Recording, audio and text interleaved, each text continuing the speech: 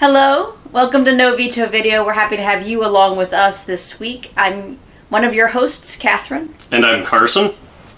And this week, we'll be telling you about our experiences watching The Cloverfield Paradox from 2018. Directed by Julius Ona, story by Oren Uziel, starring Gugu Mbatha-raw, David Oyelowo, Danielle Brühl, Chris O'Dowd, and Elizabeth Debicki. The Cloverfield Paradox is a continuation of the anthology series of films from the Paradox, or from the Cloverfield universe. This one is sort of Cloverfield in space, which is the ongoing struggles of a spaceship or a space station crew who are trying to solve Earth's energy crisis through, frankly, magic, but dressed as physics. Unfortunately, they cause dimensional rift and hijinks ensue. I chose this film because I really liked the other two movies in the Cloverfield anthology. They both did vastly different things. I wanted to see where this one was going. I knew from trailers that it took place in space, so I didn't know if it was connected to the other two at all. I know Abrams had said he wasn't going to really make any of them sequels, and they were all just going to be movies with Cloverfield in the name, not really directly related to each other. So I didn't really know what to expect.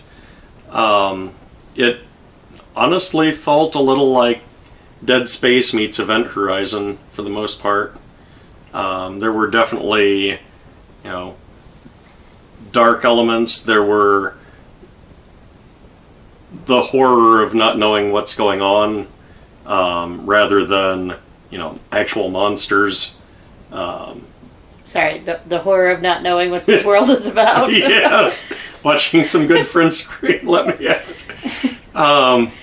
Yes. That's the plot synopsis. Suspense, you didn't know who to trust, especially as, people showed up who weren't there before. I think the parts of this film that are the strongest, remembered to say that the trappings of the situation are only helpful as a frame through which to answer a human question. And I feel like that's where, Cloverfield Lane did its best work. Yeah. I'm going to confess that, I actually wasn't all that moved by Cloverfield, the first film. Yeah. It left me pretty cold. In fact, all it led for us to do was just sort of agree to not try and go back and rescue anybody. Yeah. So, made us have a disaster plan, basically. But the subsequent movie, Cloverfield Lane, was an exceptional piece of work, and I think it was because it said, what does it look like for this human experience to happen in the setting of an unexpected sort of worldwide calamitous meeting? And I think where Cloverfield Paradox is at its strongest is when we're allowed to see one particular character. I think Hamilton, the part played by mbatha-raw, is sort of, she's the one who has the question that the film is trying to answer, that the film is trying to address. And so, trust and connection, and, and all of those questions that get answered or asked, in the setting of this calamitous sci-fi moment, the parts of the film that work the best sort of from a emotional resonance place are the ones that sort of focus on her question and her wrestling with timeline. Mm-hmm. And with, the vagaries of the universe. The other place that really worked for me is when I said, this isn't a serious movie at all. Yeah, and where we said, perhaps this is a parody. Perhaps this is meant to be, and maybe not parody, but meant to be silly. Yeah. And if we say, oh, this film is meant to be silly, it sort of opens up more possibilities. And we thought that about a third of the way through. I forget what the scene was, but there was a very comedic element. And we just both started laughing, and then, well, maybe this is a comedy sci-fi horror. Maybe it's not strictly a sci-fi horror. Yeah, and so I think that thread falls apart. I think it's hard to maintain that through the whole film. Yeah. I think the Hamilton question is the one that sort of... the one on which the whole rest of the film is hung. But there is certainly an enjoyable bit at the beginning and until about halfway through. Yeah. That has this sort of... Oh, it's a silly movie. And there's just sort of this nice breather, this kind of self-aware puncturing. Well, and I don't want to give spoilers, so I'll be kind of vague, but there's a character who isn't a human, who has some comedic bits in there. I'm like, what are you talking about? I told you I was going to be vague. I caught up. Well, he was so vague, it was hard for me to catch up. But anyway. A lot of the events surrounding that character were humorous. Yes. And not like over-the-top humorous. They fit perfectly with what was going on. I don't know that I can go with you on It's that. just in those situations, I think, if you were there, you would find it a bit humorous, even.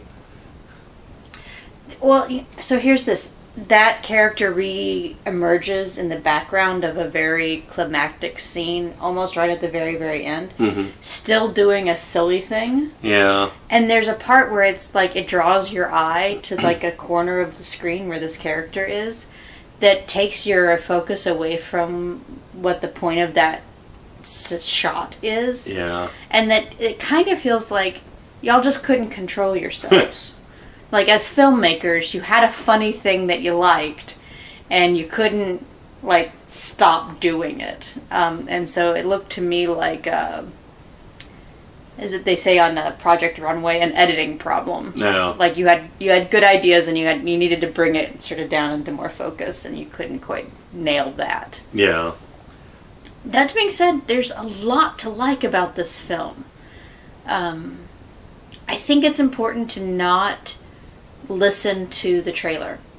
I think it's important to not think that this is an explanatory film.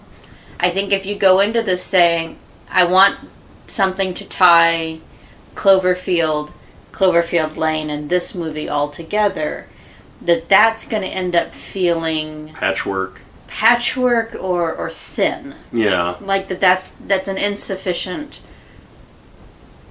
thing that this film is doing, and I think it would then take your attention away from some of the really good work that's happening in this film. So I would say, don't pay attention to that. But I would say you got some great performances here from some really great cast members. David Oyelowo is just, he's sort of doing this sort of stoic thing, which is maybe a little reminiscent of his performances, Dr. Martin Luther King and Selma. I don't know mbatha-raw, but I found her compelling and interesting. Mm-hmm. I am a huge fan of Daniel Bruhl wherever he shows up, and you have a harder time spotting actors when they're in a role. Mm-hmm. So you're going like, he's familiar. I was like, yeah, like Civil War and Woman in Gold, and this place. Yeah, and after place. you said, I recognized who he was. He's going to be one of those actors that I'm just there for. I'm just going to show up when he's in something. Because I find him interesting. And I like his performances. And I enjoyed Chris O'Dowd's performance. Mm-hmm. And then Elizabeth Debicki doing her what do we... We're going to call her the poor man's Tilda Swinton. She's got this kind of iciness that's just interesting to watch. You may recognize her from Guardians of the Galaxy Volume 2. She'll be returning in Volume 3. So I think you got some great, like, the cast is great, and they're putting in some great performances. A person whose name we didn't read on this sheet, there are a few other cast members that were in there, but they had a Chinese scientist on this space station. Tam. And they move very easily between English and Chinese, between English and Mandarin, and I think there's something very smart about that, and very... this crew is on the space station as sort of humanity's last hope. And there's still people, and there's still distrust and jingoism and, all of the things. But there's also this idea of, like, when we are all together and we're all working together, there is a fluidity of communication that happens. And that's what I liked about that, moving in and out of the languages. We tend to watch things with subtitles on all the time, so we have subtitled for English or for Chinese. So, I mean, that didn't change the feel of the film. I think if you were perhaps not watching it with subtitles on, that would cause a visual jump for you in the film. But, I mean, your mileage may vary on that. For me, it was not distracting, or in fact, it was heartening. I wanted to touch on a couple of things you mentioned earlier. First of all, you were talking about some of the things that like the energy crisis. It's been said that actual good horror, not like just something mass-produced to make a buck, says what our society currently fears. And our society right now really is entering an energy crisis. It's harder to get fossil fuels, which is why we've switched to fracking and some other things. And also they're ruining the environment. So we are looking for new ways to get power. That is a fear our society is going through. There's also the age-old fear of the unknown that almost all good horror has, and that's captured here. They don't know. I mean, you'd think they would know right where they are, but they really don't. And the second thing I wanted to touch on, you mentioned... Can I just... What's interesting, though, for me is that for some of the characters, when presented with the unknown, they almost, like, go, blah, blah, blah, blah, blah. I'm going to retreat instead to my old favorite fears. So, like, Russians distrust Germans. And so I'm going to retreat back to my old...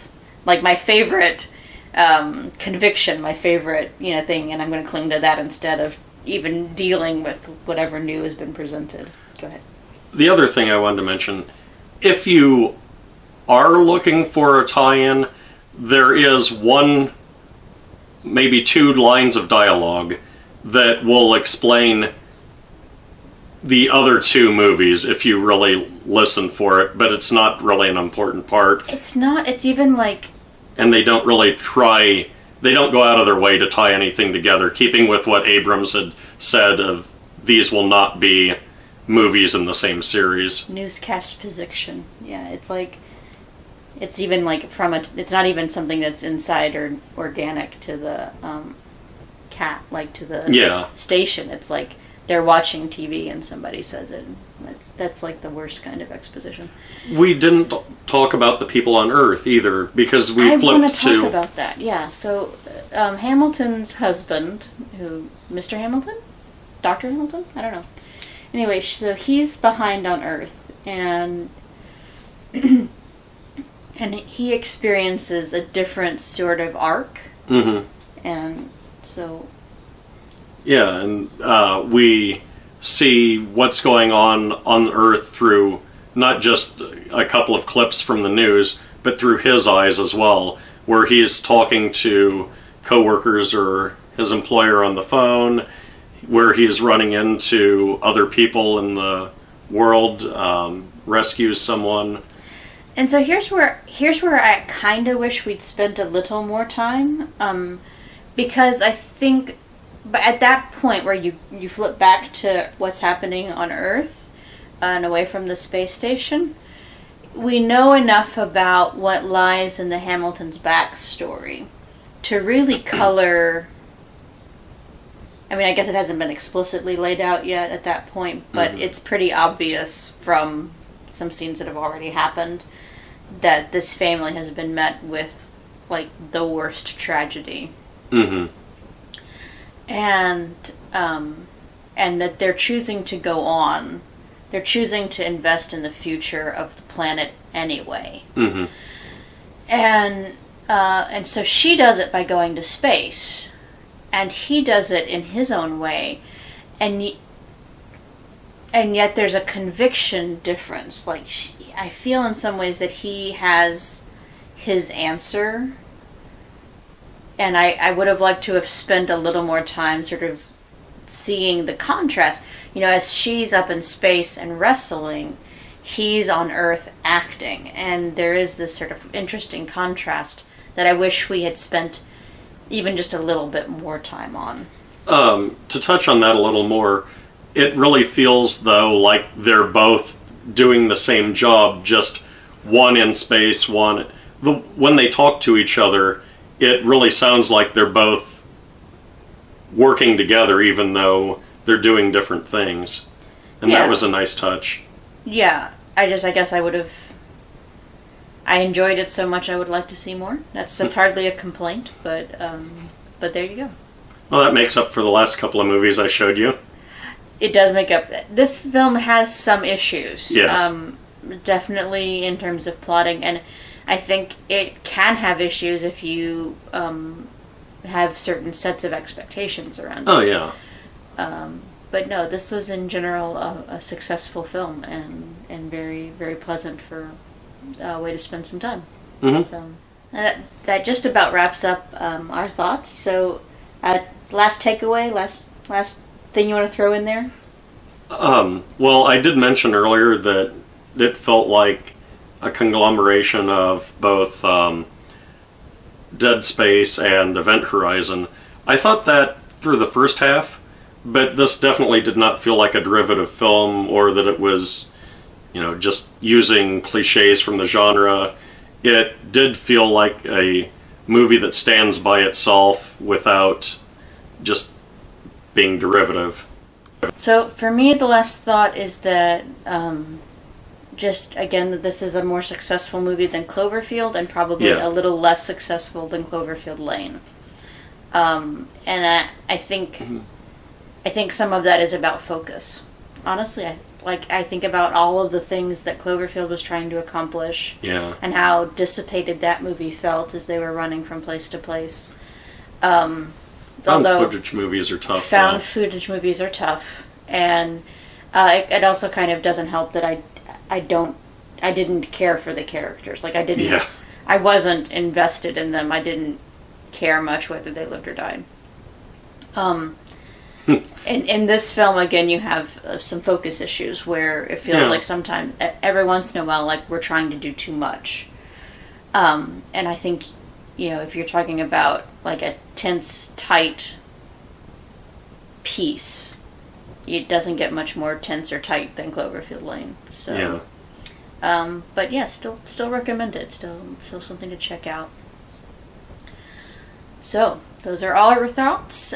You guys let us know what your thoughts are if you caught up with Cloverfield Paradox. Let me know if you caught up with Cloverfield Paradox, like if you went right from the Super Bowl to watching it on Netflix. There's a whole other conversation to have about the marketing around this film, and we're not that kind of podcast or podcast.